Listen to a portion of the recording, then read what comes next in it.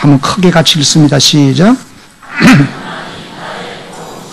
오늘 우리가 시편 146편을 읽었는데 이 시편 기자가 고백한 내용이 바로 이 고백입니다. 하나님만이 나의 도움이십니다. 시편의 내용들은 대체로 시편 기자들이 하나님과의 개인적인 만남을 통해서 자신이 체험했던 그 신앙의 고백들을 이제 기록한 말씀이라고 보시면 되겠습니다.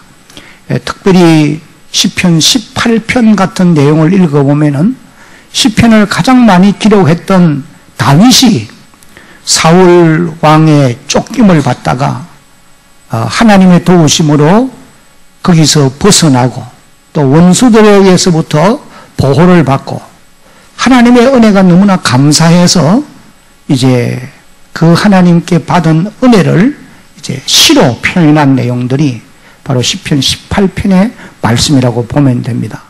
나의 힘이 되신 여호와여, 내가 주를 사랑하나이다.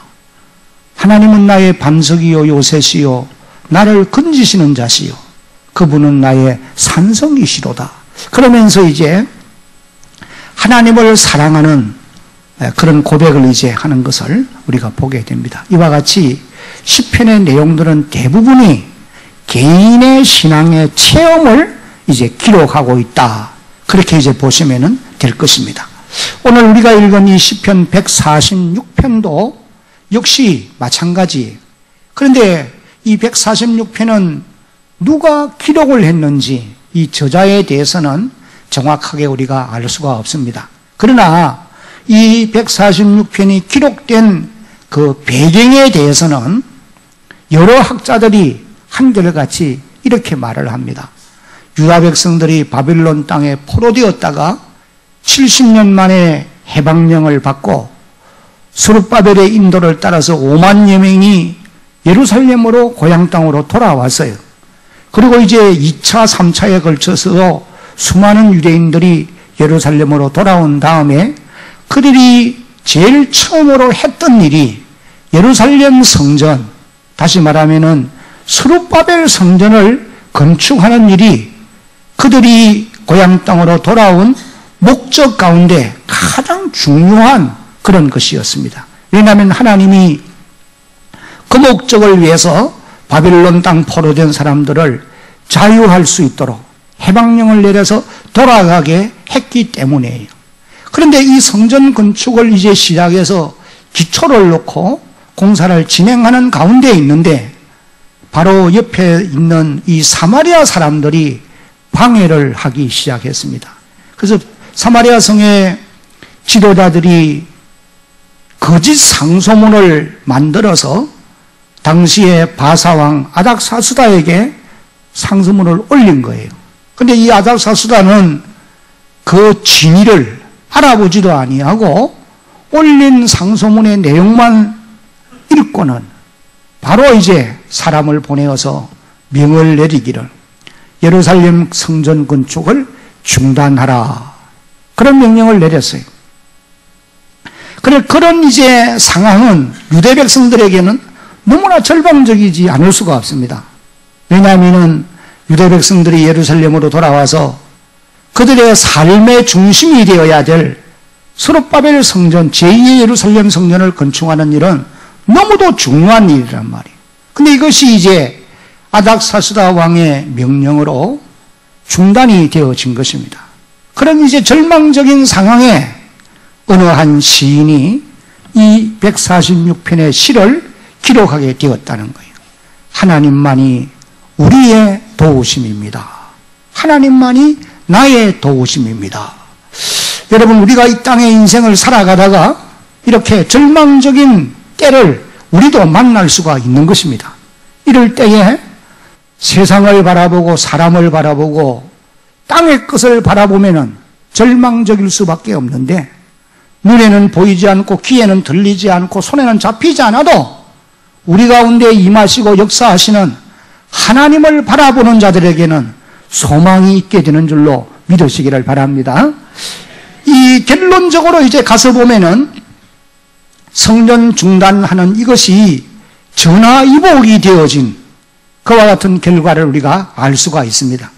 성전이 이제 중단되었다가 아닥사스다 왕의 시대가 끝이 나고 그 다음에 이제 다리오 왕이 왕위에 올라서 2년째 되는 해에 다시 이제 성전 건축을 하라고 하는 명을 내리고 그 다음에는 예루살렘 스룹바벨 성전을 건축할 수 있도록 그 유브라데 강 건너편에 있는 총독들에게 명령을 내리기를 그 땅에서 거두어들인 세금을 가지고 예루살렘 성전을 건축하도록 조금도 부족함 없이 도와주라. 이것이 왕명이었어요. 그리고 또 성전에서 올릴 예물도 각종 제물도 부족함이 없이 공급하라. 그리고 이제 왕과 왕자를 위해서 하나님 앞에 기도하게 하라. 그런 이제 음행이 내려지는 것입니다. 그래서 그 결과로 예루살렘 성전은 이제 건축이 되어져서 다리오 왕 제6년 3월에 완공이 되어져요. 우리가 이 사건을 가만히 생각해 보면은 하나님만 의지하고 가는 이 백성들에게는 범사의 모든 일들이 전화위복으로 하나님이 만들어 주신다라고 하는 사실을 깨닫게 되어지는 것입니다. 여기 이제 146편에서 10편 기자가 이제 세 가지 내용을 말씀을 하고 있습니다. 그 첫 번째 10편 기자가 고백한 말씀이 바로 첫 번째 같이 한번 읽어봅니다. 시작. 하나님을 향한 자신의 결심을 고백하였습니다. 하나님을 향한 자신의 결심. 그런 절망적인 상황에서 이 시편 기자가 첫째로 하나님 앞에 고백한 결심이 무엇이냐? 1절과 2절이에요. 1절을 읽어보면은 할렐루야 내 영혼아 여호와를 찬양하라. 2절 같이 읽겠습니다. 2절 시작. 나의 생전에 여호와를 찬양하며 나의 평생에 내 하나님을 찬송하리로다. 이 시편 기자가 결심한 것이 뭐냐면은 하나님의 은혜를 생각하면서 내 일평생에 내가 살아서 숨쉬는 동안에 하나님을 찬송하며 살겠다. 이 고백을 하게 된 것이에요. 시편 기자가 왜 이런 고백을 하게 되었을까? 아마 이 시편 기자는 지나온 세월을 돌아보면서 하나님이 베푸신 은혜를 깨닫고 그 은혜에 감사해서 비록 지금 당면한 환경은 절망적인 환경이지만은 지나온 세월을 돌아보면서 하나님의 은혜에 감사해서 이런 고백을 하게 되었으리라 생각을 합니다. 70년 포로되어 있을 때에 하나님이 지켜주시고 그 수말리 되는 먼 길을 오고 갈 때에 보호해 주셨고 포로되어 살아가는 삶이 얼마나 고달픈 인생입니까? 그런 가운데서도 하나님이 자기 백성들을 지켜주셨단 말이에요. 이런 은혜들을 생각하면서 아마 이런 고백을 하게 되지 않았겠는가 그런 생각을 해봅니다. 여러분 인생이 땅의 한 생애를 살아가면서 이런 찬송하며 나는 살리라 이런 결심을 한다고 하는 것은 우리 인생의 참된 목적이라고 말할 수도 있고 우리를 향한 하나님의 거룩한 뜻이라고도 말할 수가 있는 것입니다. 그래서 시편 100편 1절로 5절까지의 말씀을 보면은 시편 기자는 이렇게 고백합니다. 온 땅이 여호와께 즐거운 찬송을 부를지어다. 기쁨으로 여호와를 섬기며 노래하면서 그 앞에 나갈지어다. 3절 같이 읽습니다. 여호와가 우리 하나님이신 줄 너희는 알지어다. 그는 우리를 지으시니시요 우리는 그의 것이니 그의 백성이요 그의 기르시는 양이로다.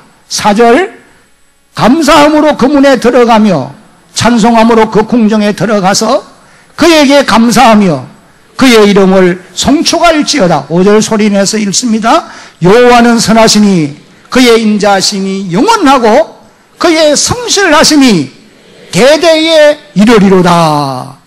그분은 우리를 지으신 분이요 우리는 그분의 소유요 그의 백성이기 때문에 그분의 이름을 찬양하며 살아가는 이것이 참으로 우리 인생의 본분이라는 거예요. 그것이 하나님의 거룩한 뜻이라는 것입니다. 오늘 여기 이 시편 기자가 결심하고 하나님을 찬양하며 살듯이 여기 2부 예배를 함께 드리는 여러분들도 여러분의 한평생 이런 결심을 하고 찬양하며 살아갈 수 있는 하나님의 자녀들이 되기를 예수님의 이름으로 축복합니다. 바울 같은 사람도 보면은, 사도 바울 같은 사람도 보면은 일평생 어디를 가든지 어떤 상황에 놓이든지 찬송하며 살았던 그런 사람이었음을 알 수가 있어요. 그가 빌립보 감옥에 갇혀서 밤중에 하나님을 찬양합니다.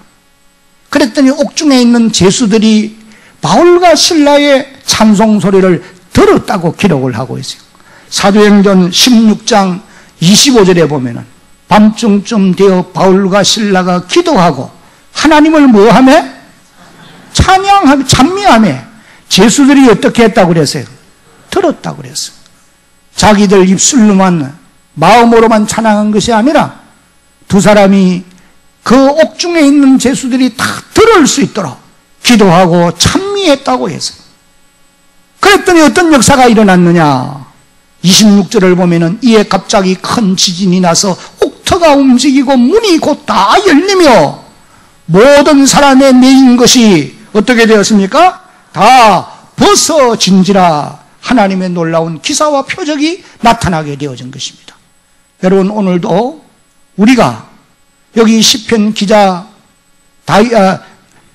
146편을 기록한 이 기자처럼, 시편 기자처럼, 또 사도 바울처럼 여러분들도 찬미하며 살아가리라 마음에 결심하고 하나님을 찬송하며 살아가게 될 때에 여러분의 삶의 현장에도 하나님의 이런 놀라운 역사가 일어나게 될 줄로 여러분 믿으시기를 바랍니다.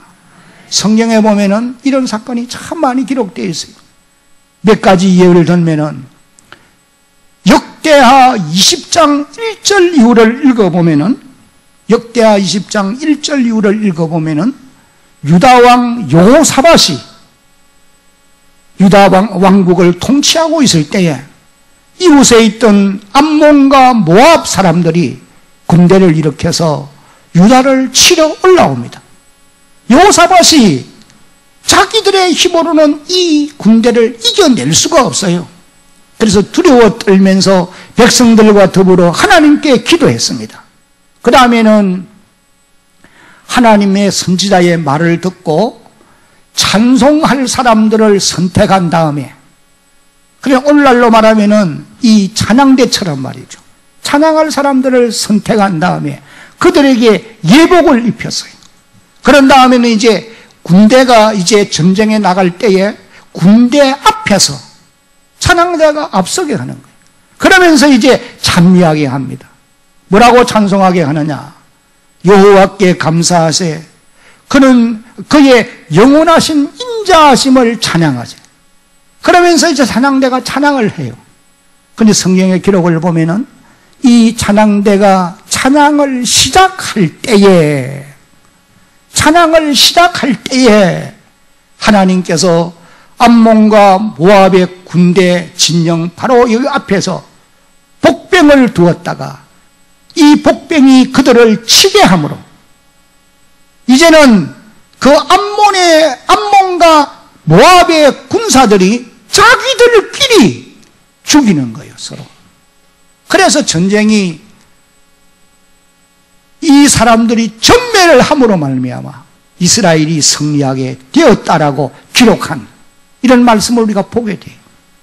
이것이 하나님의 놀라운 역사인 것이 분명한 사실입니다. 그래서 거기 보면은 이 전쟁은 너희에게 속한 것이 아니고 이 전쟁은 여호와께 속한 것이니, 하나님의 선지자가 여호사밧에게 그렇게 말씀하더니 여호사밧이 찬양대를 조작해서 찬양을 시작할 때에 하나님의 이런 놀라운 역사가 그들 가운데 일어나게 되었다, 그렇게 기록을 합니다. 제가 잘 아는 친구 목사님 가운데 한 분이 목회를 잘 했어요. 그러다가 이제 너무나 힘들고 지치다가 보니까 이 우울증을 앓게 됐다고. 그게 환청도 들리는 그런 경지에까지 갔어요. 그냥 목회를 계속할 수가 없어서 사면을 하고 이제 병은 갈수록 중해집니다.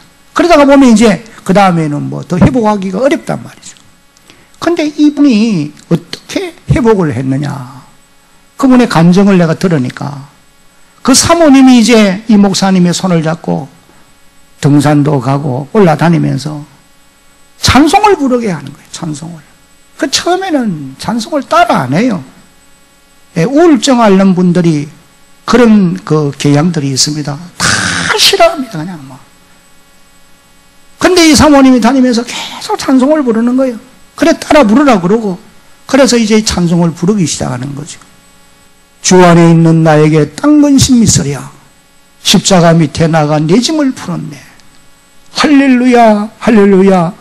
주님을 찬송하면서 내 앞길 멀고 험해도 나 주님만 따라가리. 이런 찬송을 계속 부르는 거죠. 우리가 지금 가지고 있는 이 찬송가 안에도 보면은 이런 이제 소망을 불러일으키는 이런 찬송들이 얼마나 많이 있습니까? 내 갈 길 멀고 험해도 나 주님만 따라가리. 무거운 짐을 아울러 지고 견디다 못해 쓰러질 때 불쌍히 여겨 구원해 줄리 은혜의 주님 오직 예수. 이런 찬양들 말이죠. 그러니까 계속 찬송을 불렀대. 그러다가 그 찬송의 가사의 의미가 이제 은혜가 되어지면서 회복이 되었다는 거예요. 그러면서 이분이 간증을 했어요. 그래서 찬송의 능력이 얼마나 큰가 이걸 이제 말씀하는 것을 들었습니다. 아마 여러분들도 이런 경험들을 해보신 분들이 계실 거예요. 저도 이 대한교회를 30대 초반에 시작해가지고 오늘까지 섬겨오면서 어려운 고비들이 몇 번 있었죠. 그럴 때에 참 세상을 바라보고 사람을 바라보고 하고는 소망이 없어요. 길이 안 보여요. 그럴 때 하나님 앞에 나와서 찬송합니다. 내 갈 길 멀고 험해도 나 주님만 따라가리.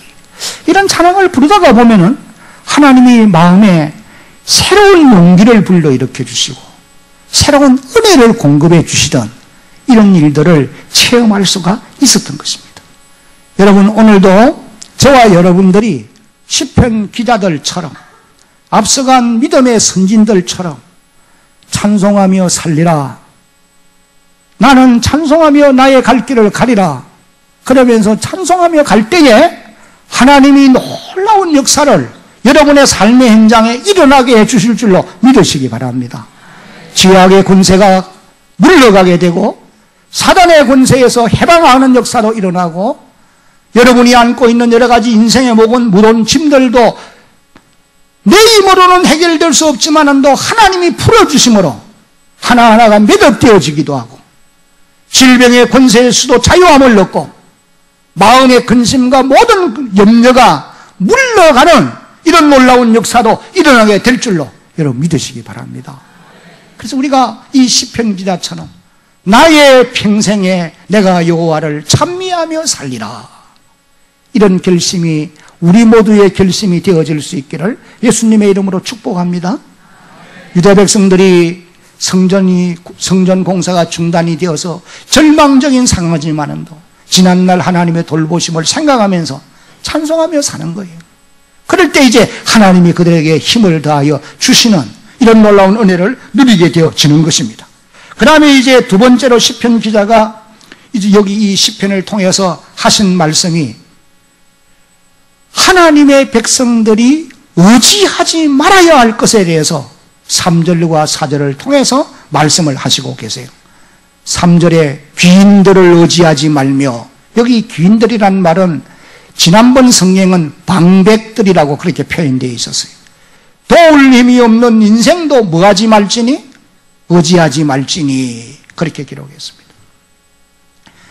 방백이나 귀인들이나 이런 그 표현들은 권력이 있는 자, 힘이 있는 자, 유력한 사람들, 그러니 오늘날로 말하면은 유명세를 타는 정치인들, 아니면은 어느 공공기관의 수장들, 능력 있는, 힘이 있는, 좀 백그라운드가 될 만한 이런 사람들을 의미하기도 하고 돈을 의미하기도 한다고도 볼 수가 있습니다.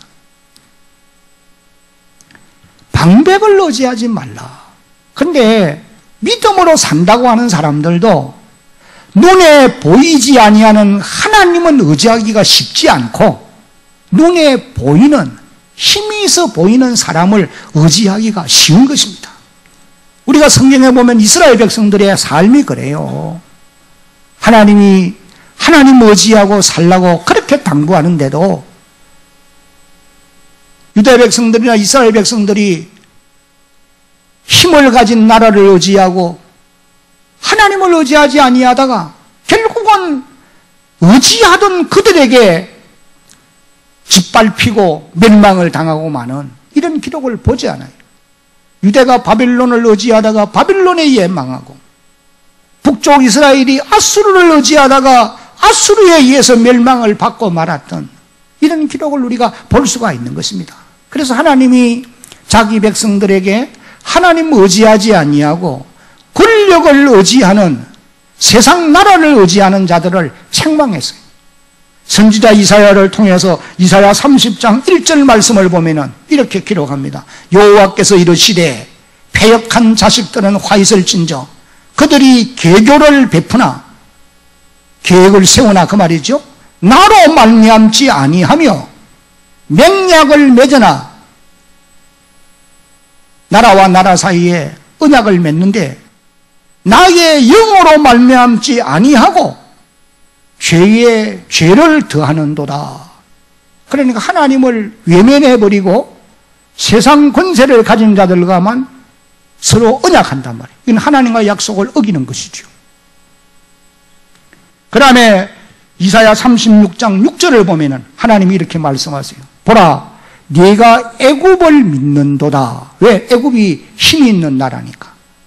그런데 하나님이 이렇게 말씀해요. 그것은, 애굽은 상한 갈대 지팡이와 같은 것이라. 상한 갈대 지팡이. 그것을 의지하면 손이 찔리리니. 상한 갈대를 만지면은 상한 갈대가 손에 찔릴 거 아니에요. 그것을 의지하면 손에 찔리니 애굽 왕 바로는 그를 믿는 모든 자에게 어떻다고요? 이와 같다. 상한 갈대와 같다는 거예요. 그래서 하나님이 이어서 하시는 말씀을 보면은 내가 손을 들면은 의지하는 그들이 너희를 해하는 자가 될 것이다. 하나님이 그렇게 말씀하시는 것을 봅니다. 그뿐만 아니에요. 열왕기하 16장 7절 8절 같은 말씀을 읽어보면은 아하스 왕이 아수르의 빌레셀에게 사자를 보내어서 이렇게 말합니다. 나는 왕의 신복이요 왕의 아들이라. 어떻게 아하스가 이스라엘 왕국의 왕으로서 하나님의 백성이고 하나님의 자녀인데 아수르의 빌레셀에게 나는 왕의 신복이요 왕의 아들이라. 그러니 나를 올라와서 도와달라. 아수르가 이스라엘, 북쪽 이스라엘 땅에 들어옴으로 인해서 북쪽 이스라엘은 아수르에 의해서 멸망을 받고 말았던 것을 역사가 기록하고 있는 것을 봅니다. 여러분, 오늘 우리 성도들도 이스라엘 백성들처럼 방백과 힘이 있어 보이는 세상 권력을 의지하면서 살 때가 얼마나 많은지 모릅니다. 돈이 있으면 돈을 의지하고 살아요. 제가 옛날인가 하면 이런 이야기 한 것 같은데, 나보다도 1년 선배 신학교 다닐 때 한 분이 있었는데, 이분이 그 헬라어도 참 잘하고 공부도 잘했어요. 그런데 어느 날 학교에서 안 보여요. 그래서 제가 전화로 물었더니 왜 학교 안 오시냐 물었더니 학교 휴학했다는 거예요. 왜 그랬냐 물으니까 미국에 있는 자기 처형이 돈 3,000불을 보낸 거예요. 그 당시 돈 3,000불이면 제법 커요. 그때는 뭐 한 달 사례가 3만 원 내지 4만 원 받을 때니까. 그래서 그걸 가지고 뭐 합니까? 물으니까 공장 한대. 그래서 나는 잘 되는 줄 알았어요. 그 이후는 이제 제가 교제가 끊어졌는데, 제가 이제 졸업을 하고 목사가 된 이후에 신학교에 한번 갔는데, 이 형이 학교에서 보이는 거예요. 그럼 뭐 합니까? 물으니까 다 망했다. 다 망했대. 그래서 공부를 다시 해가 이제 목사가 되었는데, 한 번 무너지니까 참 일어나는 게 쉽지 않아요. 여러분, 세상 권력을 의지하고 눈에 보이는 물질을 의지하는 것이 우리 인생들 아닙니까? 그런데 하나님을 알지 못하는 사람들은 그럴 수밖에 없어요. 그러나 오늘 저와 여러분들은 하나님의 자녀임을 믿으시기 바랍니다. 눈에는 보이지 않고 귀에는 들리지 않고 손에는 잡히지 않아도 오늘도 우리 가운데 역사하시는 하나님만이 나의 도움이 되심을 시편 기자가 고백하는 것처럼 그렇게 고백하며 살아갈 수 있는 여러분 모두가 되기를 다시 한번 예수님의 이름으로 축복합니다. 그 다음에 두 번째는 도울 힘이 없는 인생도 의지하지 말라고 그랬어요. 왜 의지하지 말아야 되느냐? 이제 4절 말씀을 한번 읽어보겠습니다. 시작. 그의 호흡이 끊어지면 흙으로 돌아가서 그날에 그의 생각이 소멸하리로다. 그렇습니다. 인생은 한 번은 갑니다. 죽고 나면 끝난다 그 말이에요. 내가 아무리 의지하든 부모가 있고 형제가 있고 권력 있는 사람이 옆에 있을 수도 그런 사람도 호흡이 끊어질 날 오는 거예요. 그러면 모든 계획이 그 시간으로 끝이 나고 만다는 거예요. 그래서 인생을 의지하지 말라 그렇게 말씀을 하시고 계십니다. 마지막으로 이제 하나님께 소망을 두고 사는 자가 복이 있다고 시편 기자가 고백을 하고 있습니다. 5절 말씀을 같이 한번 읽어봅니다. 5절입니다.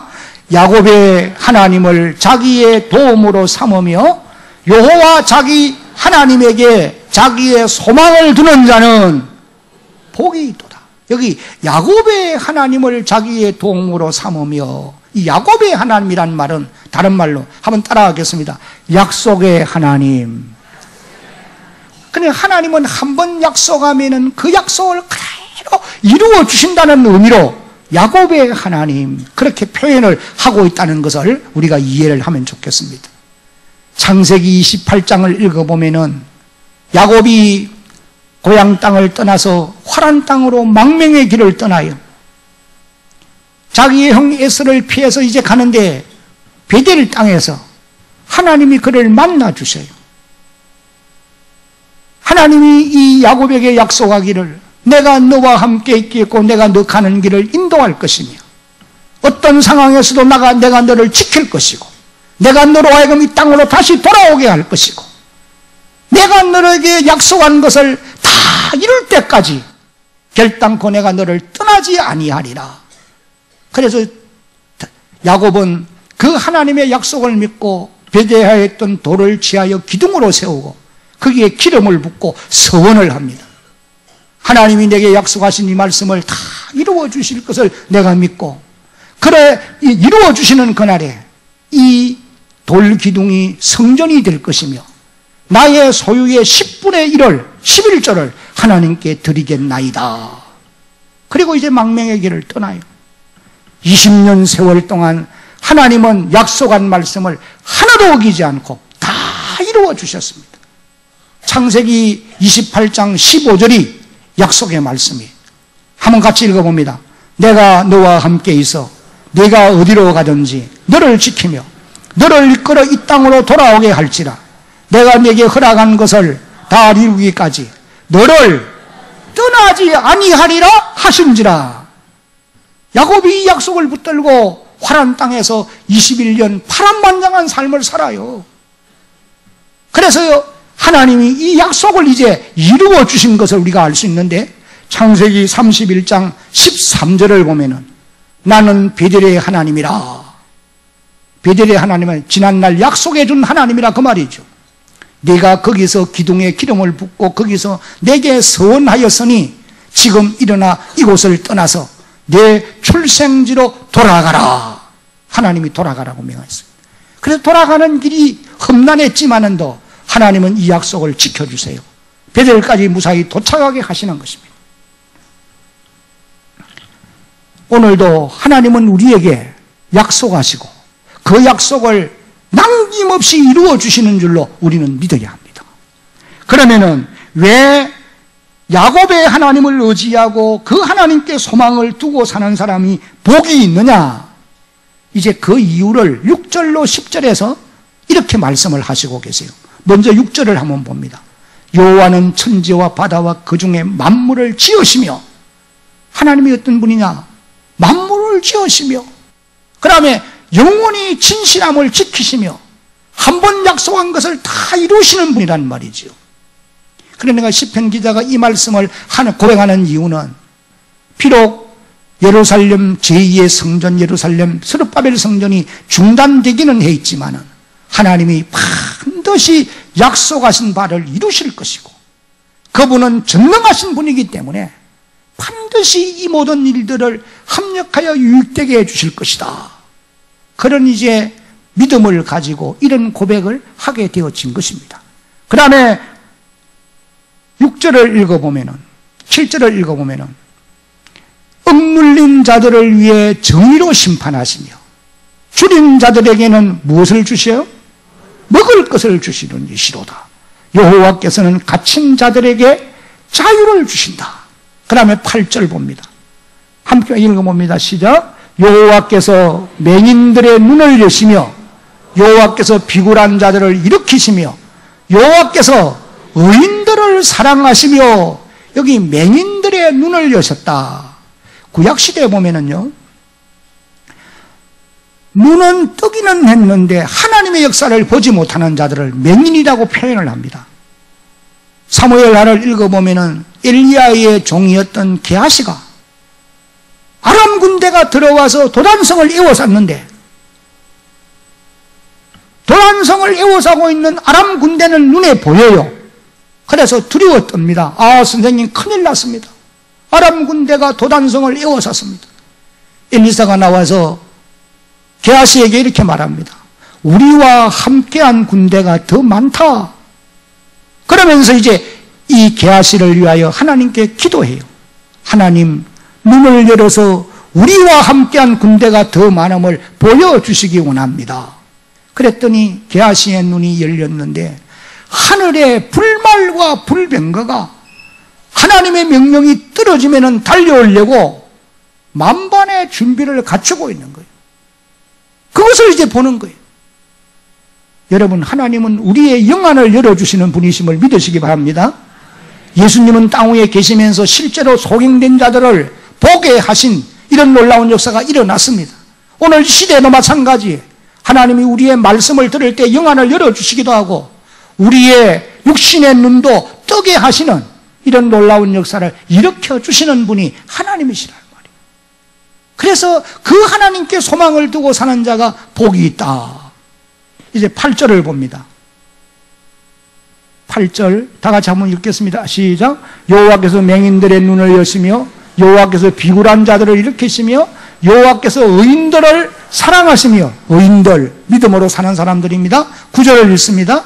여호와께서 나그네들을 보호하시며 고아와 가부를 붙드시고 악인들의 길은 굽게 하시는도다. 10절. 시온아, 여호와는 영원히 다스리시고 네 하나님은 대대로 통치하시리로다. 할렐루야. 시편 기자가 하나님만을 나의 도움으로 삼고 의지하며 살듯이 오늘 함께한 여러분들도 그 하나님께 소망 두고 그 하나님 의지하면서 남은 세월을 살아가는 주의 백성들이 되기를 예수님의 이름으로 다시 한번 축복합니다.